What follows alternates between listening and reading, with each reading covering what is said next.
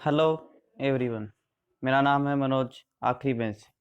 आज हम पढ़ेंगे केमिकल रिएक्शन के बारे में। पिछली बार हमने पढ़ा था मैटर, एटम एंड मॉलिक्यूल्स के बारे में। अब आगे पढ़ेंगे अपन केमिकल रिएक्शन के बारे में। कोई भी जो केमिकल रिएक्शन होती है उसमें ओनली रीअरेंजमेंट ऑफ एटम्स होता है।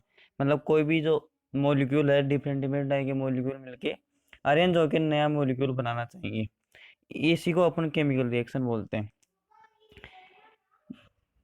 इसके आगे अपन देखेंगे कि इसके अंदर क्या क्या पॉइंट्स अपने को याद रखने हैं। कोई भी केमिकल रिएक्शन होती है तो सबसे पहले कोई भी केमिकल रिएक्शन दी हो तो आपको सबसे पहले उसको बैलेंस करना होगा। कोई भी केमिकल रिएक्शन में कैलकुलेशन करने के लिए उससे रिलेटेड कुछ भी कैलकुलेशन हो सकती है।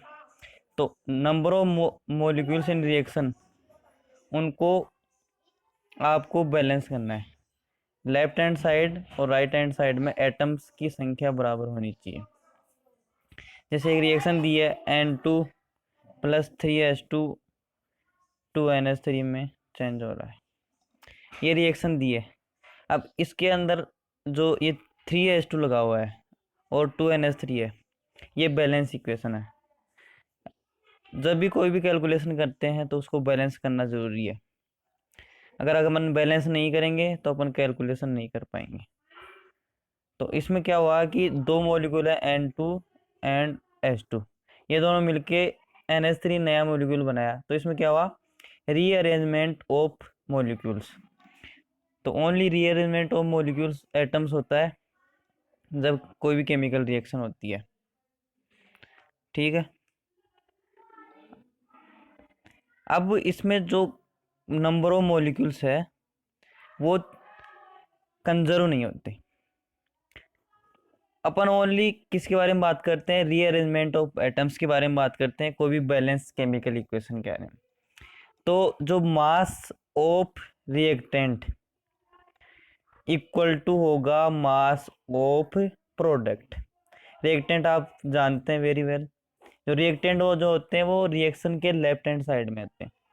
जैसे हमने पिछली इक्वेशन में देखा N2 एंड H2 क्या है, रिएक्टेंट है, और NH3 क्या है, प्रोडक्ट है। तो N2 और 3H2 का जो मोलिकुलर वेट होगा, मास होगा, वो इक्वल टू होगा NH3 के। एक बैलेंस इक्वेशन में कर सकते हैं अपन। तो ये किसके लॉ को फॉलो करता है, law of conservation of mass. Second, atoms की संख्या लेफ्ट हैंड साइड में और एटम्स की संख्या राइट हैंड साइड में दोनों बराबर है। तो ये दूसरा लॉ हो गया, law of conservation of atoms. तो दोनों लॉ को सेटिस्फाई करती है कोई भी केमिकल रिएक्शन। ठीक है जी। इससे आगे अपन देखते हैं स्टोइकोमेट्री। स्टोइकोमेट्री क्या होती है, कोई भी केमिकल रिएक्शन को रीड करने के लिए ना स्टोइकोमेट्रिक कोएफिशिएंट की जरूरत होती है। जैसे हमने इक्वेशन देखी थी पिछली, N2+3H2 कन्वर्ट हो रहा था 2NH3 में। इसमें जो N2 के आगे 1 था, H2 के आगे 3 था और NH3 के आगे 2 था। तो ये जो आगे जो कोएफिशिएंट लगता है इसी को अपन स्टोइकोमेट्रिक कोएफिशिएंट बोलते हैं। ये कोएफिशिएंट क्यों यूज करते हैं, ताकि अपने को रेशियो पता लग जाए कि किस रेशियो में ये मॉलिक्यूल रिएक्ट कर रहे हैं। इससे क्या होगा, अपनी कैलकुलेशन आसान हो जाएगी। कितना रेशियो में वन रिएक्टेंट लेंगे तो कितना प्रोडक्ट मिलेगा। तो इसी को अपन स्टोइकोमेट्री रेशियो बोलते हैं। ये यूजफुल होता है किसी भी मोल्स कैलकुलेट करने में। और प्रैक्टिकली जो प्रोडक्ट बनता है वो कम होता है जो हमने थ्योरेटिकली कैलकुलेट करते हैं। जो रिएक्ट अपन कैलकुलेशन करके मोल्स वगैरह रेशियो को कैलकुलेट करके जो करते हैं उससे कम होता है। Practically the amount of products form in my reaction is always less than theoretical amount जो हमने कैलकुलेशन से की है। ठीक है। अब इसके बाद अपन देखते हैं limiting reagent and access reagent. Limiting reagent और एक्सेस रिएजेंट क्या होते हैं। कोई भी जो हमने केमिकल रिएक्शन ली, जैसे मैं बोल दूं कि A+B, ये B है, कन्वर्ट हो रहा है AB में। तो ये कोई रिएक्शन है, ए प्लस बी कन्वर्ट हो रहा है ए बी। इसमें लिमिटिंग रिएजेंट वो होगा जो सबसे कम अमाउंट में होगा। ए हो गया अगर मान लो एक कम अमाउंट में, तो लिमिटिंग रिएजेंट हो जाएगा। तो बी उसके हिसाब से एक्सिस रिएजेंट हो जाएगा। अगर बी लिमिट कम मात्रा में है तो बी लिमिटिंग रिएजेंट हो जाएगा और ए एक्सिस रिएजेंट हो जाएगा। इसी प्रकार अपन किसी भी रिएक्शन में कैलकुलेशन कर सकते हैं। जैसे हम एक रिएक्शन दी हुई है, C plus O two, CO2 बन रहा है। तो इसमें क्या है कि अपन excess amount of oxygen supply कर रहे हैं, कार्बन कम मात्रा में है, तो कार्बन क्या हो गया, लिमिटिंग रिएजेंट हो गया, और जो ऑक्सीजन बची है वो एक्सिस रिएजेंट हो गई। तो लिमिटिंग रिएजेंट और एक्सिस रिएजेंट इसी प्रकार अपन डिफाइन कर सकते हैं। लिमिटिंग रिएजेंट को अपन LR से लिख देते हैं और एक्सिस रिएजेंट को अपन ER से लिख देते हैं, और एक्सिस रिएजेंट को ER से लिख देते हैं। ठीक है जी। अब आगे देखते हैं अपन परसेंटेज यील्ड के बारे में। पहले मैंने बताया था कि जब भी कोई केमिकल रिएक्शन होती है उसके अंदर क्या होता है, जो प्रोडक्ट बनता है उसकी जो अपन कैलकुलेशन करते हैं उसके हिसाब से एक्चुअल जो कैलकुलेशन आती है, एक्चुअल जो प्रोडक्ट बनता है वो कम होता है अपन जो थ्योरेटिकल कैलकुलेशन करते हैं। तो ये हमने पहले डिस्कस कर चुके हैं। अब क्या करेंगे, अपन परसेंटेज यील्ड निकालेंगे। कैसे निकालेंगे, परसेंटेज यील्ड निकालने का जो फॉर्मूला है, जो एक्चुअल में जो प्रोडक्ट बन रहा है डिवाइड बाई थ्योरेटिकल जो यील्ड बन रहा है, जो थ्योरेटिकल प्रोडक्ट बना, इसको क्या बोलेंगे अपन, percentage yield. Actual yield divide by theoretical yield into 100, ये हो गया अपना परसेंटेज यील्ड। इससे क्या पता लगेगा अपने को, ये पता लगेगा कि इतना प्रोडक्ट फॉर्म हुआ है। ठीक है। अब इसके बाद अपन देखेंगे reaction in aqueous media. Reactions in aqueous media देखने के लिए, जब दो सॉलिड होते हैं वो रिएक्शन नहीं कर पाते हैं जब सॉलिड अवस्था में होते हैं, मतलब ठोस अवस्था में कोई भी दो ठोस पदार्थ रिएक्शन नहीं कर पाते हैं तो उनको अपन डिजोल्व करते हैं किसी लिक्विड के अंदर। तो जब वो जो कम मात्रा में होता है उसको अपन बोलते हैं सोल्यूट, और जो ज़्यादा मात्रा में होता है उसको बोलते हैं सॉल्वेंट। जब दोनों मिल जाते हैं, घुल जाते हैं, तो उसको बोल देते हैं, एक सिंगल फेज बन जाती है तो उसको बोल देते हैं सॉल्यूशन। जैसे चीनी डालते हैं अपन पानी के अंदर, तो चीनी और पानी का जो मिक्सर बनेगा, जो घुल जाएगा, तो उसके बाद एक बनेगा सॉल्यूशन। तो इस सॉल्यूशन की जो स्ट्रेंथ नापने के लिए कई तरह के अपन पैरामीटर्स यूज करते हैं। सॉल्यूशन को डिनोट करने के लिए अपन मोलरिटी, मोलल मोलरता, कोमा मोललता, जिसको मोलिलिटी बोलते हैं इंग्लिश में, मोल फ्रैक्शन, ये सारे अपन स्ट्रेंथ मेजर करने के तरीके हैं कोई भी सॉल्यूशन के। तो वन बाय वन इनके बारे में डिस्कस करते हैं अपन। तो मोल फ्रैक्शन के बारे में डिस्कस करना चाहूँगा सबसे पहले मैं। मोल फ्रैक्शन क्या होता है, मोल फ्रैक्शन का डायरेक्ट फॉर्मूला याद रखना है। मोल फ्रैक्शन होता है मोल्स ऑफ, जिसका अपन मोल फ्रैक्शन करना है, तो moles of component divide by total moles of solution. मतलब एक सॉल्यूशन में 1 2 3 4 5 तरह की कंपोनेंट हो सकते हैं, तो किसी भी एक का कितना फ्रैक्शन प्रेजेंट है उसके अंदर, वो अपने को क्या बताता है, मोल फ्रैक्शन बताता है। तो मान लो किसी एक का निकालना है तो उसके मोल्स, खुद के moles divide by total solution के mole, A plus B plus C plus जितने भी हो सकते हैं, तो ये हो गया मोल फ्रैक्शन।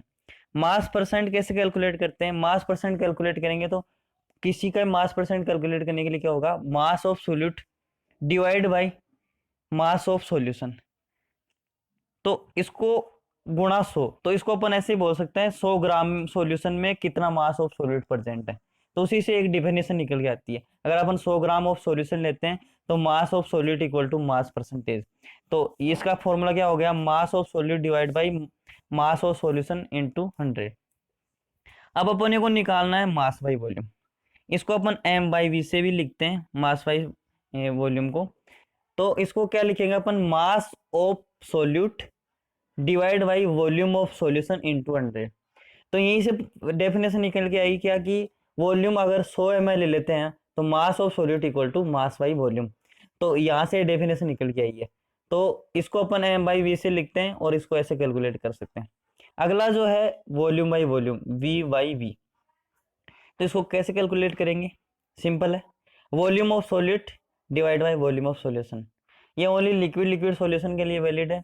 क्योंकि लिक्विड में ही वॉल्यूम होता है, बाकी अपन किसी में जो देखेंगे तो उसमें कईयों में मास लेंगे, तो इसमें ओनली लिक्विड लिक्विड सॉल्यूशन होगा, उसी में वॉल्यूम ऑफ सॉलिड होता है, वॉल्यूम ऑफ सॉल्यूशन होता है। तो ये हो गए सारे अपने कई तरह के हो गए। अब अगले जो टॉपिक है उसी में अपन देखते हैं जो और कुछ फॉर्मूले हैं, जैसे पीपीएम आता है कभी कभी। पीपीएम क्या है? Only weight by weight percent है, mass of solid divide by mass of solution into 10⁻⁶। PPM का सीधा का मतलब है 10⁶ से मल्टीप्लाई कर दो वेट बाई वेट परसेंट को। अब जो अगला है अपना मोलरिटी। मोलरिटी में क्या होता है कि मास, अपन जो मोलरिटी की डेफिनेशन क्या थी, number of moles of solute present in 1 litre of solution. 1 litre solution में कितने मोल्स ऑफ सोल्यूट प्रेजेंट है, उसी को अपन क्या बोलते हैं? मोलरिटी बोलते हैं। अब इसी की डेफिनेशन इस फॉर्मूले से निकल के आई है, तो इसको फॉर्मूला क्या हो गया? Moles of solute divide by volume of solution. इस पे कई सारे न्यूमेरिकल अपन न्यूमेरिकल जब पोर्शन वीडियो बनाऊंगा तो उसमें डिस्कस करेंगे। मोलरिटी देख लेते हैं। मोलरिटी थोड़ी सी डिफरेंट है मोलरिटी से। इसमें क्या होता है? Moles of solute present in 1 kg of solvent. तो इसमें क्या हो गया फॉर्मूला? क्या ऐसे क्या हो गया? Moles of solute divide by mass of solvent in kilogram. तो ये हो गया मोलिलिटी। इसके बाद अपन देखेंगे अगला जो टर्म है डाइल्यूशन लो। डाइल्यूशन लो क्या होता है? जब भी अपन कोई भी सॉल्यूशन को डाइल्यूट करते हैं, मतलब उसमें और सॉल्वेंट डालते हैं, या हो सकता है जैसे सॉल्वेंट मतलब वाटर हो सकता है, अल्कोहल हो सकता है, कुछ भी हो सकता है सॉल्वेंट जो एक्सेस अमाउंट में हो, जो सॉल्वेंट है।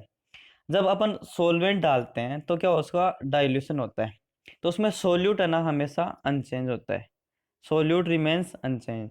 तो वॉल्यूम ऑफ सॉल्यूशन मान लो मैंने पहले मेरा वॉल्यूम का सॉल्यूशन का मोलरिटी थी m1, अब उसकी वॉल्यूम थी v1 उस टाइम। अब उसका मैंने सॉल्वेंट का और मात्रा डाली उसके अंदर सॉल्यूशन, तो उसका वॉल्यूम हो गया v2।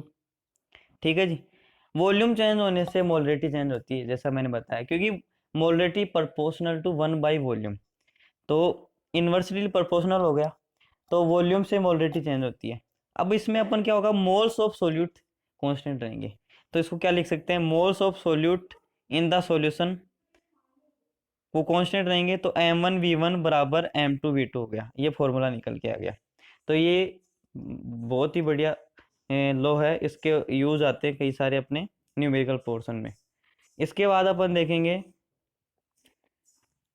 Effect of temperature on, जो अपने ये सारी स्ट्रेंथ मेजर की थी, इनका इफेक्ट देखेंगे, टेम्परेचर का इफेक्ट। जब टेम्परेचर बढ़ाएंगे तो वॉल्यूम ऑफ सॉल्वेंट इंक्रीज होगा, क्योंकि टेम्परेचर से क्या होगा कि जो मॉलिक्यूल्स हैं वो दूर दूर भागेंगे, तो वॉल्यूम इंक्रीज एक्सपेंड होता है, कोई भी वॉल्यूम लिक्विड का हो चाहे गैस का हो। तो ओनली वो चीजें चेंज होगी स्ट्रेंथ में जिनमें वॉल्यूम था। Wait by weight percent change नहीं हुआ, क्योंकि मास हमेशा टेम्परेचर पे डिपेंड नहीं करेगा, क्योंकि क्लोज सिस्टम ले रहे हैं अपन, तो मास का लॉस नहीं ले रहे हैं अपन। तो ओनली वो फॉर्मूले में चेंज होगी जिनमें वॉल्यूम होगी। जैसे वॉल्यूम किस में आती है? मोलरिटी में आती है। मोलरिटी चेंज नहीं होगी, मोल फ्रैक्शन भी चेंज नहीं होगा, वेट बाई वेट भी चेंज नहीं होगा, और वॉल्यूम वाला चेंज हो जाएगा जितने भी वॉल्यूम आते हैं, जो सारे हमने डिस्कस किए हैं। Equivalent concept. इक्विवेलेंट कॉन्सेप्ट क्या है? बहुत ज़्यादा यूजफुल है किसी भी केमिकल रिएक्शन को समझने के लिए। इसमें पहला टर्म है इक्विवेलेंट मास। इक्विवेलेंट मास क्या है? दो तरह का होता है, या तो एसिड या बेस।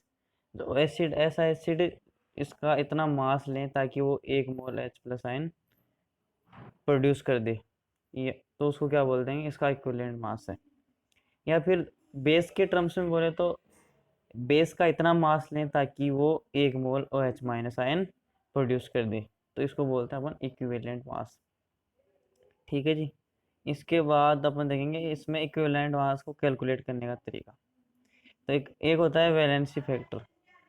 वैलेंसी फैक्टर क्या होता है? वैलेंसी फैक्टर अपन कई तरह से डिफाइन कर सकते हैं। वैलेंसी फैक्टर हर मॉलिक्यूल के हिसाब से अलग अलग होता है। वैलेंसी फैक्टर को अपन एन फैक्टर भी बोलते हैं। अब ये एन फैक्टर कई कैलकुलेशन में काम आएगा। जैसे मान लिया अपने को इक्विवेलेंट मास निकालना है, तो क्या होता है? Molecular mass divide by valency factor या एन फैक्टर। तो वैलेंसी फैक्टर निकालते कैसे हैं? तो वैलेंसी फैक्टर क्या होता है? Number of H plus ion supplied by one molecule of, और या वन मोल ऑफ एसिड, जो मैंने पहले बताया था कि एक मोल एसिड का लेने पर कितने H प्लस आयन देगा, या फिर कितने नंबर ऑफ OH माइनस देगा अगर अपन बेस लेते हैं। तो ये हो गया वैलेंसी फैक्टर। इक्विवेलेंट्स निकालने हैं तो क्या हो? नंबर ऑफ इक्विवेलेंट्स, मतलब एन फैक्टर निकालना हो तो क्या लेंगे अपन? तो ये हो गया एन फैक्टर, क्या हो जाएगा? वेट ऑफ एसिड और बेस जो हमने लिया है, वेट ऑफ एसिड और बेस जो हमने लिया है डिवाइड बाई वेट इक्विवेलेंट, जो इक्विवेलेंट वेट अपना उसके हिसाब से अपन निकाल लेंगे। Mixers of acid and basis, जब अपन किसी भी एसिड को बेस के साथ मिक्स करते हैं तो क्या हो सकता है? तो मल्टीपल एसिड होते हैं, मतलब एक से कई ज़्यादा तरह के एसिड होते हैं पीएच के हिसाब से, कई तरह के बेसिस होते हैं, तो उनके हिसाब से अपन मल्टीपल मिक्सर्स तैयार कर सकते हैं। तो रिजल्टेंट जो सॉल्यूशन होगा वो या तो एसिडिक होगा या बेसिक इन नेचर होगा। इसको अपन इक्विवेलेंट कॉन्सेप्ट से समझते हैं।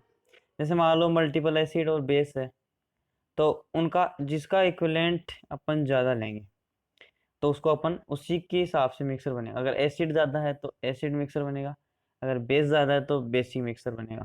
जो एक्सेस में होगा उसी के हिसाब से सॉल्यूशन की पीएच होगी। अगर एसिडिक सॉल्यूशन बनता है उसका मतलब एसिडिक नेचर ज़्यादा है उसके अंदर, तो ये होगा mixer of acid and basis. ठीक है, अब अपन देखते हैं law of chemical equations. According to this law, यानी इस लॉ के हिसाब से क्या है कि जो रिएक्टेंट का वन इक्विवेलेंट है वो अदर रिएक्टेंट, मतलब दो रिएक्टेंट है ए और बी, तो ए का एक इक्विवेलेंट दूसरे बी के एक इक्विवेलेंट से ही रिएक्ट करता है। जैसे मान लो एग्जांपल है, कोई रिएक्शन दे रखी है तो उसके अंदर क्या होगा, ए प्लस बी कन्वर्ट हो रहा है सी प्लस डी में। अगर अपन एक बार स्टोइकोमेट्रिक कोफिशिएंट को नहीं देखते हैं, अगर स्टोइकोमेट्रिक कोफिशिएंट से देखेंगे तो अलग कुछ रिएक्शंस होगी कि ए का कुछ ए, बी का कुछ स्मॉल बी रिएक्ट करता है। लेकिन अगर अपन इक्विवेलेंट कॉन्सेप्ट से देखें तो एक इक्विवेलेंट ऑफ ए रिएक्ट करता है एक इक्विवेलेंट ऑफ बी के साथ, तो वो क्या देता है? एक इक्विवेलेंट ऑफ सी और एक इक्विवेलेंट ऑफ डी। ये होता है लॉ ऑफ केमिकल इक्वेशंस। अभी इसके बाद अपन देखते हैं equivalent weight of salts. Equivalent weight of salts निकालने के लिए साल्ट का जो इक्विवेलेंट वेट कैसे निकालते हैं, तो अपने को पहले कंपाउंड दिया होगा, वो या तो हो सकता है कंपाउंड जो होगा साल्ट होगा, ना तो बेस होगा, साल्ट की पीएच है ना तो 7 होती है, 7 होती है, अब according to depend upon temperature. तो ना तो वो एसिड होगा ना बेस होगा। अब इसको अपन ने कैलकुलेट करने के लिए पहले उसका वैलेंसी फैक्टर जानना जरूरी है या एन फैक्टर जानना जरूरी है। एन फैक्टर जानने के बाद अपन क्या करेंगे, mass of cation divide by जो उसका चार्ज है, अगर कैटाइन पे जितना चार्ज है, मतलब उसकी ऑक्सीडेशन कितनी चेंज हुई है, ऑक्सीडेशन स्टेट निकालेंगे अपन। एनाइन की अलग निकालेंगे, कैटाइन की अलग निकालेंगे। तो एनाइन की डिवाइड, एनाइन का मास डिवाइड बाई एनाइन की ऑक्सीडेशन स्टेट प्लस कैटाइन की ऑक्सीडेशन स्टेट निकालेंगे, तो उसके हिसाब से कैटाइन का मास डिवाइड बाई कैटाइन की ऑक्सीडेशन स्टेट। तो ऑक्सीडेशन स्टेट ही अपने को एन फैक्टर बता देगी। तो इसके हिसाब से दोनों का अगर अपन जोड़ देंगे तो इक्विवेलेंट मास आ जाएगा। तो किसी भी सोल्ट का इक्विवेलेंट मास ऐसे निकाल सकते हैं अपन। अब इक्विवेलेंट वॉल्यूम ऑफ गैसेस देखते हैं अपन। इक्विवेलेंट वॉल्यूम ऑफ गैसेस निकालने के लिए क्या करेंगे अपन, वही तरीका है, अपन इक्विवेलेंट मास ऑफ गैस निकालेंगे। कैसे? Molecular mass by n factor. N factor कैसे निकालते हैं? एन फैक्टर जैसे कोई भी अपनी रिएक्शन होगी, जैसे मान लो एक मोल ऑफ गैस है 22.4 लीटर एसटीपी पे स्टैंडर्ड टेम्परेचर प्रेशर कंडीशन, तो उसके ऊपर क्या होता है 22.4 लीटर होता है एक मोल के लिए। तो उसके हिसाब से 22.4 जो मोलिकुलर मास हो गया डिवाइड बाई जेड, तो ये हो गया किसी भी गैस का इक्विवेलेंट मास निकालने का तरीका। तो इक्विवेलेंट मास मान लो अपने ऑक्सीजन का निकालना है, ऑक्सीजन का कैसे निकालेंगे, 22.4 डिवाइड बाई 4, तो क्या आ जाएगा 5.6। ये 4 कैसे आया, इसकी ऑक्सीडेशन स्टेट से। जब ऑक्सीजन किसी से रिएक्ट करता है तो उसके बाद जो चेंज होता है उसकी ऑक्सीडेशन स्टेट में, नंबर ऑफ आयंस चेंज होते हैं, तो उसको बोलते हैं अपन एन फैक्टर। ऐसे क्लोरीन और हाइड्रोजन का दो होता है, कोई भी रिएक्शन लेके आप देख सकते हैं। नॉर्मेलिटी पे आते हैं। नॉर्मेलिटी क्या होती है, नॉर्मेलिटी एक स्ट्रेंथ नापने का तरीका है कोई भी सॉल्यूशन का। अभी तक अपन ने क्या क्या पढ़ा, molarity, mole fraction, wait by weight fraction, volume by volume, और मोलिलिटी पढ़ा था। अब पढ़ेंगे अपन नॉर्मेलिटी। नॉर्मेलिटी में अपन इक्विवेलेंट कॉन्सेप्ट मिक्स करके पढ़ रहे हैं। तो नॉर्मेलिटी कैसे डिफाइन कर सकते हैं, number of equivalents present in 1 litre of solution. तो इसका इसी से फॉर्मूला क्या हो गया, नॉर्मेलिटी बराबर equivalent of solute divide by volume of solution in litre. ये मोलरिटी का ही पार्ट है, लेकिन इसमें इक्विवेलेंट ऑफ सोल्यूट जोड़ दिया। उसमें मोल्स ऑफ सोल्यूट था, इसमें इक्विवेलेंट ऑफ सोल्यूट, मतलब मोल्स इनटू एन फैक्टर क्या हो जाएगा, इक्विवेलेंट ऑफ सोल्यूट हो जाएगा। तो number of equivalents of solute क्या हो जाएगा, नॉर्मेलिटी इनटू वॉल्यूम ऑफ। तो इसी फॉर्मूले को वेरीफाई, इसको मॉडिफाई करके लिखा गया है। जब अपन इसको डाइल्यूट करेंगे तो वॉल्यूम तो बढ़ जाएगा, और number of equivalents of solute constant रहेंगे। तो क्या हो सकता है, अपन क्या अप्लाई कर सकते हैं, N1 V1 बराबर N2 V2। ऐसा ही हमने एक रिलेशन उसमें भी देखा था मोलरिटी में। तो इसके साथ आपको कन्फ्यूज़न नहीं होना है, जो नोट बना रखा है मैंने उसमें ध्यान दो। इस नोट में लिखा गया है कि जब अपन मोलरिटी में करते हैं तो क्या होता है, वहाँ पे अपन डाइल्यूट कर रहे थे सॉल्यूशन का, तो उसका वॉल्यूम V1 से V2 चेंज हो रहा था, इसलिए अपन लिख रहे थे M1 V1 equals to M2 V2। वहाँ पे ये फॉर्मूला लिखा था, लेकिन उस फॉर्मूले में अपन क्या करते थे, उसमें जो मोल्स ऑफ सोल्यूट थे ना वो कंजर्व थे, मतलब कांस्टेंट थे, क्योंकि अपन डाइल्यूट कर रहे थे सॉल्यूशन, तो सॉल्वेंट के चेंज हो रहा था, सॉल्वेंट ने की सोल्यूट चेंज हो रहा था। यहाँ पे क्या है, अपन इक्विवेलेंट ऑफ सोल्यूट कांस्टेंट है, तो आप दोनों को लॉजिक अलग अलग है, आप दोनों से कंपेयर, दोनों को से कंफ्यूजन नहीं होना। तो अब रिलेशन देखते हैं अपन मोलरिटी एंड नॉर्मेलिटी में। रिलेशन क्या हो जाएगा, नॉर्मेलिटी बराबर मोलरिटी इंटू एन फैक्टर। मैंने पहले बताया था कि इक्विवेलेंट ऑफ सॉल्यूट क्या होता है, मोल्स इंटू एन फैक्टर, तो उसी के हिसाब से ये रिलेशन आ गया। ठीक है।